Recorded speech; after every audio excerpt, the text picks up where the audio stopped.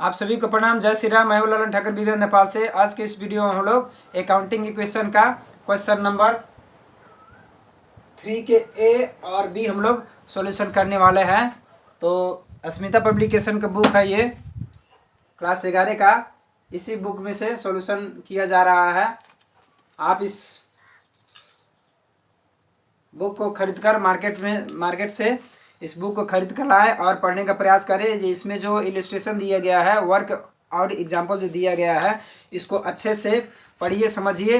और कोई भी दिक्कत हो तो मेरा नंबर है 9801718316 में हमसे व्हाट्सअप करके संपर्क कर सकते हैं या फ़ोन करके बात कर सकते हैं। अपना कोई भी क्वेश्चन हो वो अकाउंटिंग संबंधी हमें से सॉल्यूशन करवा सकते हैं।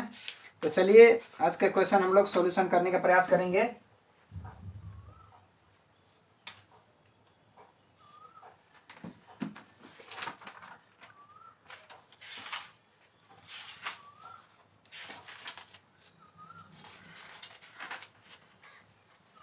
क्वेश्चन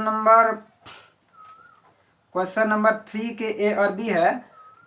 इसमें परचेज ऑफ गुड्स और फिक्स एसेट का रिलेटेड दिया है क्वेश्चन। तो ए में है the following transaction are given. A number में है goods purchase for cash 2 lakh दिया है। अब इसमें क्या रिक्वायर्ड में पूछा गया है कि separate accounting equation and effect of इस ट्रांजेक्शन। यानी कि क्वेश्चन नंबर 3 के एक ए से लेके जो जी तक क्वेश्चन दिया है, इसको सेपरेट अकाउंटिंग इक्वेशन निकालना है।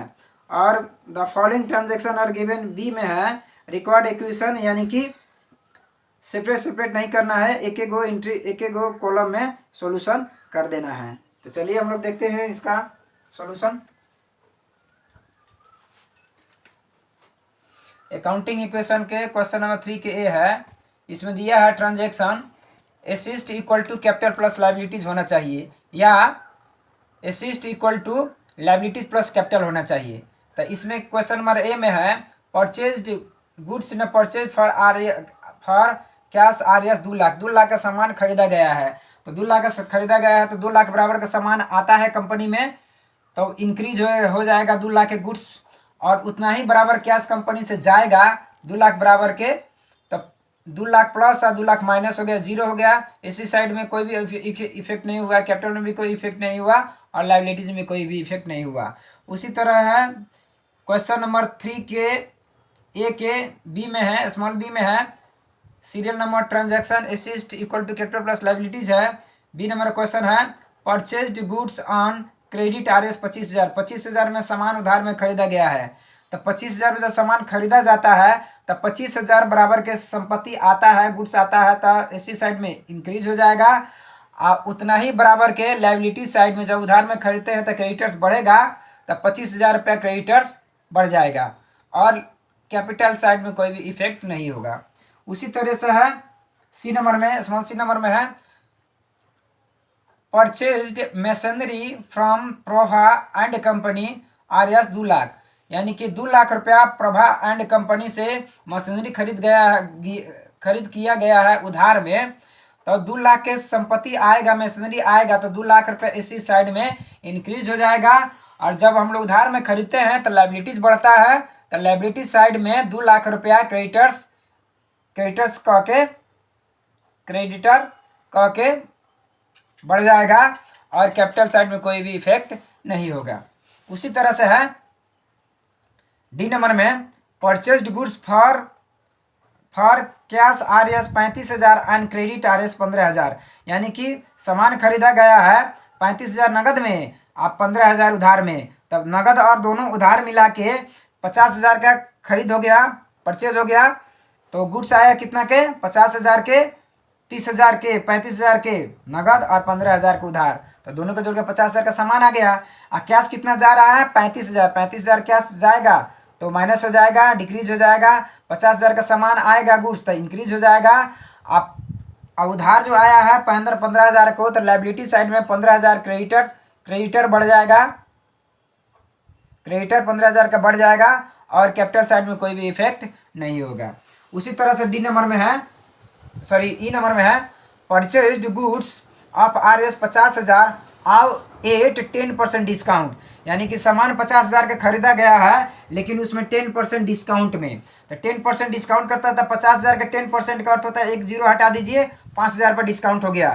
तो सामान कितना आया एसिड साइड में, एसिड साइड में आया 50,000 का सामान, नगद कितना गया 45,000, 50,000 में 10% डिस्काउंट, तो 5,000, 50,000 में से 5,000 घट जाएगा तो 45,000 का कैश गया, और 5,000 जो डिस्काउंट हुआ वो कैपिटल में डिस्काउंट हो गया। यानी कि जब नाफा होता है, प्रॉफिट होता है, गेन होता है और डिस्काउंट रिसिव्ड होता है तो कैपिटल में जोड़ा जाता है, और नाफा और नुकसान होता है, लॉस होता है और डिस्काउंट दिया जाता है तो कैपिटल में से घटाया जाता है, इसीलिए इसमें डिस्काउंट रिसीव्ड हुआ है तो प्लस किया गया है और लायबिलिटी साइड में कोई भी इफेक्ट नहीं हुआ।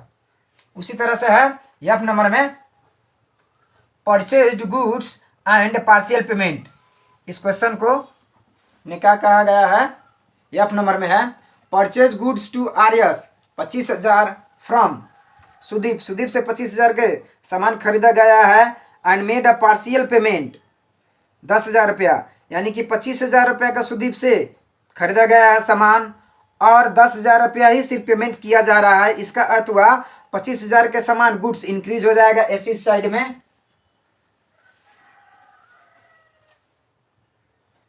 एसिड साइड में 25,000 का सामान स्टॉक इंक्रीज हो जाएगा और 10,000 रुपया कैश जाएगा, तो क्या जाएगा तो डिक्रीज हो जाएगा। अब 25,000 का सामान आया, 10,000 का आया, तो 15,000 का क्या हो गया क्रेडिटर, 15,000 का लायबिलिटी साइड में क्रेडिटर बढ़ जाएगा और कैपिटल में कोई भी इफेक्ट नहीं हो गया। उसी तरह से जी नंबर में है, जी नंबर में है purchased return of RS 5,000, purchase return है 5,000 का, परचेज रिटर्न है ऑफ आरएस 5,000 का। जब परचेज रिटर्न होता है तो गुड्स कंपनी से बाहर जाता है, ऑर्गेनाइजेशन से बाहर जाता है, संस्था से बाहर जाता है, कंपनी फैक्ट्री से बाहर जाता है, तो 5,000 का स्टॉक बाहर चला गया। अब उतना ही बराबर के जो लायबिलिटीज हम लोग उधार में जब हम लोग खरीदे हैं तो उतना ही बराबर के क्रेडिट लायबिलिटी साइड में से डिक्रीज हो जाएगा, घट जाएगा, और कैपिटल साइड में कोई इफेक्ट नहीं होगा। तो इस तरीका से क्वेश्चन नंबर 3 के ए हम लोग सॉल्यूशन कर लिए। अब क्वेश्चन नंबर 3 के बी के हम लोग सॉल्यूशन करने वाले हैं। तो इसमें है बी में अकाउंटिंग, एक रिकॉर्ड में अकाउंटिंग क्वेश्चन बनाना है। इसमें देखिए, इसमें serial number transaction assets equal to capital plus liabilities होता है। अब assets equal to liabilities plus capital भी लिखा जाएगा, उससे कोई फर्क नहीं पड़ता है। जैसे भी आप assets equal to capital plus liabilities लिखिए, अच्छा लायबिलिटीज प्लस कैपिटल लिखिए, उससे कोई भी फर्क नहीं पड़ेगा। ये नंबर में है started business with cash RS 20,000 रुपया से व्यवसाय शुरू किया गया है। तो 20,000 से कैश, तो इसमें इसी साइड में 20,000 कैश बढ़ जाएगा और प्लस कैपिटल साइड में भी 20,000 रुपया प्लस हो जाएगा, इंक्रीज हो जाएगा, और लायबिलिटी साइड में कोई भी इफेक्ट नहीं पड़ेगा। तो अब इसको हम लोग बिगिनिंग इक्वेशन कहेंगे, शुरुआती इक्वेशन हो गया। अब इसमें 20,000 है, 20,000 लग देना है, इसमें कैपिटल साइड में है और यहाँ कुछ नहीं है तो यहाँ जीरो हो ही गया। अब बी नंबर में है furniture purchased for cash RS 2,000 का हम लोग फर्नीचर खरीदे हैं। तो 2,000 जब फर्नीचर खरीदते हैं तो इसी साइड में 2,000 रुपया का फर्नीचर, 2,000 रुपया का फर्नीचर आ जाएगा, प्लस हो जाएगा, इंक्रीज हो जाएगा।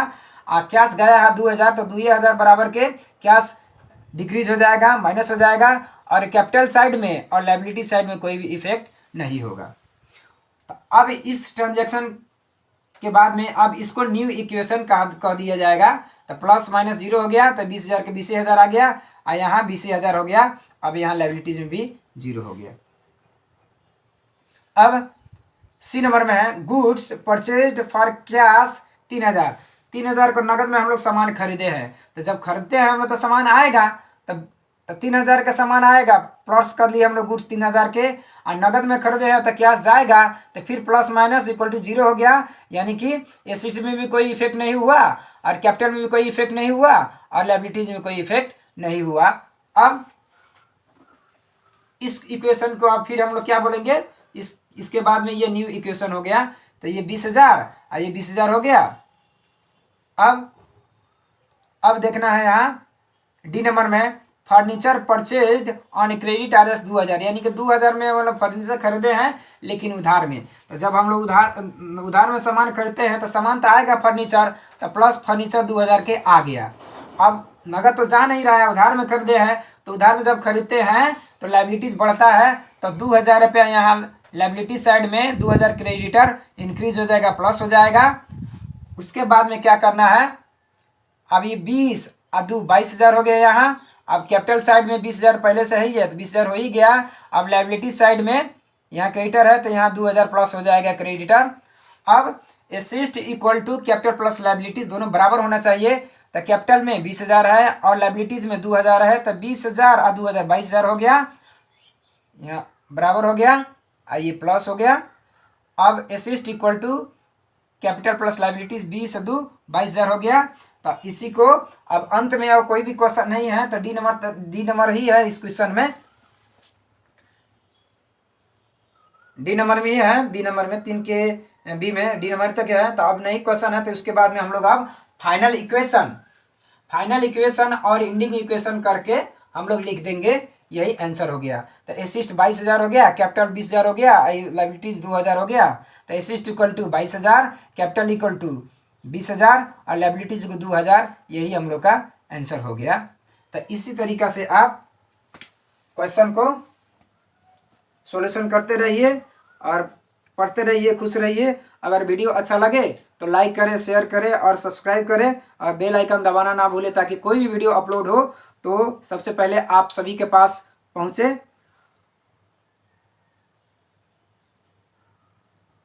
और ये वीडियो देखने के लिए आप सभी को बहुत बहुत धन्यवाद। तब तक के लिए जय नेपाल।